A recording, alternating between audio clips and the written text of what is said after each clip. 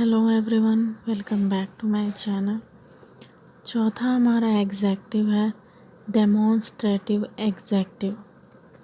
जिस एडजेक्टिव का प्रयोग व्यक्तियों या वस्तुओं को सूचित, इंगित या निर्देशित करने के लिए किया जाता है उसे डेमोन्स्ट्रेटिव एडजेक्टिव कहते हैं। For example, this man will guide you.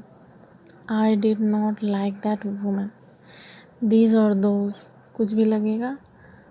When this और those भी लग सकता है, दोनों में से कोई भी लगा सकते हैं। Pains are mine. I hate such thing. यहाँ पे these, that, these, those and such ये डेमोन्स्ट्रेटिव का एडजेक्टिव फॉर्म है। ठीक है, आगे और एग्जाम्पल देखेंगे। दिस और दैट दोनों में से कोई भी लगा सकते हैं। दिस इज़ राम या दैट इज़ राम, और दिस या those are cats, such was his reply. तो यहाँ पे this, that, this, those, such ये सब नाउन प्रयुक्त नहीं रहता। ठीक है, जब इसके साथ कोई नाउन नहीं रहता तब ये डेमोन्स्ट्रेटिव प्रोनाउन कहलाते हैं। ओके, इससे पहले वाला एग्जाम्पल एडजेक्टिव कहलाते थे, ये प्रोनाउन कहलाते हैं। हमारा नेक्स्ट एडजेक्टिव है पोजेसिव एडजेक्टिव। पोजेसिव एडजेक्टिव में ये अधिकार या संबंध का भाव को व्यक्त करता है। My, our, your, his, her, its, their ये सब पोजेसिव एडजेक्टिव है। फॉर एग्जाम्पल, जब पोजेसिव एडजेक्टिव होता है तो this is my school example में आता है। यहाँ पे आप माई के जगह your, our, his, her, their भी लिख सकते हैं। Its colour is black, my mother is ill. यहाँ इल का मतलब बीमार से है। ठीक है, लेकिन जब हिज का प्रयोग प्रोनाउन के रूप में भी होता है किंतु इस स्थिति में उसके साथ कोई नाउन का प्रयोग नहीं रहता, तब वो कैसा एग्जाम्पल देगा? This is his, this book is his. Okay, हमारा छठवां एडजेक्टिव है डिस्ट्रीब्यूटिव एडजेक्टिव। जब ईच, एवरी, ईदर, नाइदर के ठीक बाद कोई नाउन का प्रयोग रहता है तब उसे डिस्ट्रीब्यूट एडजेक्टिव कहते हैं। For example,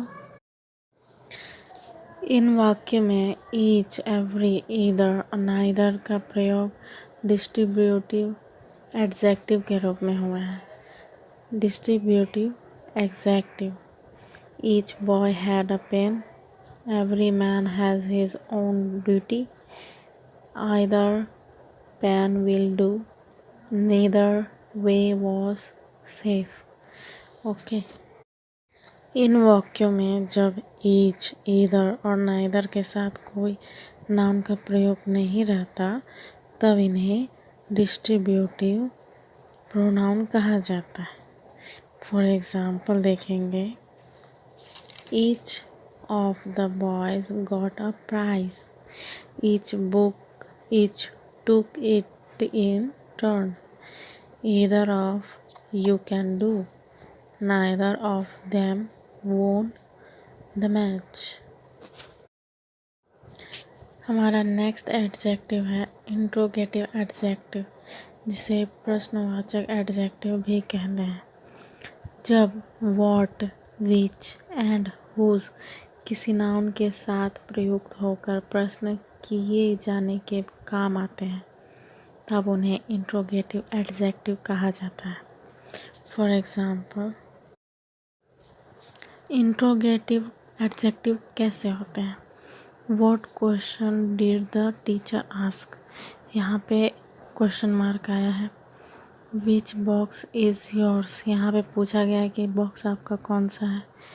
whose book is this, कहने का मतलब कहीं भी आपका प्रश्न आ जाए तो वहाँ पे इंट्रोगेटिव एडजेक्टिव होता है। और यहाँ पे वॉट, विच, हुज का प्रयोग रिलेटिव प्रोनाउन और इंट्रोगेटिव प्रोनाउन के रूप में भी होता है। लेकिन जब ऐसी कोई स्थिति आ जाती है, उनके साथ कोई नाउन प्रयोग नहीं रहता। हमारा 8वां एडजेक्टिव है प्रॉपर एग्जेक्टिव। जब प्रॉपर नाउन से बने एडजेक्टिव को प्रॉपर एडजेक्टिव कहते हैं। ठीक है। For example, he is an Indian student. Indian farmers are honest.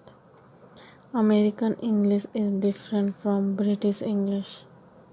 Do you like the European culture? तो यहाँ पे आए हुए जो शब्द हैं इंडियन, अमेरिकन, ब्रिटिश और यूरोपियन, ये सब प्रॉपर एडजेक्टिव हैं। ये proper nouns Indian, American, Britain और यूरोप से बने हैं। हमारा 9वां एडजेक्टिव है emphasising adjective. Emphasising adjective. Own, every, some, very, some इत्यादि ऐसे एडजेक्टिव हैं जो किसी नाउन के पहले प्रयुक्त होकर उस नाउन पर बल यानी कि एम्फसिस देते हैं। ऐसे एडजेक्टिव को एम्फसाइजिंग एडजेक्टिव कहते हैं। एग्जाम्पल देखेंगे, आई saw them with my own eyes। यहाँ पे क्या कहा गया था, नाउन पर बल देता है वही एम्फसाइजिंग एडजेक्टिव है। तो यहाँ पे कहा गया है माई ओन आइज, अपनी आँखों से देखा उसने, तो यहाँ पे जोर लगाया है आँखों पे। This is the very book I wanted, वही बुक उसे चाहिए, दूसरा नहीं। This is the same book I wanted, बिल्कुल वही बुक चाहिए। सेम, द सेम बुक, तो वही बुक चाहिए और कोई बुक नहीं, तो यहाँ पे बल दे रहा है। ठीक है। ही lived in the very same house for 10 years, उसी घर में 10 साल से रह रहा है, तो इसे कहेंगे एम्फसाइजिंग एडजेक्टिव। अब हमारा लास्ट एडजेक्टिव है एक्सक्लेमेटरी एडजेक्टिव। जब वर्ड का प्रयोग एडजेक्टिव की तरह किसी एक्सक्लेमेटरी सेंटेंस में होता है, तब उसे एक्सक्लेमेटरी एडजेक्टिव कहा जाता है। जैसे what fully, what an idea, what a price of work is man. हम ऐसे भी कह सकते हैं what a beautiful day, what a beautiful flower. Last में क्या आ गया, एक्सक्लेमेटरी साइन आ गया। हिंदी में ऐसे होगा, वाह क्या अच्छा दिन है, वाह मैं तो बर्बाद हो गया। तो ये जो वाह के बाद जो स्टॉप आ जाता है, उसे ही एक्सक्लेमेटरी एडजेक्टिव कहा जाता है।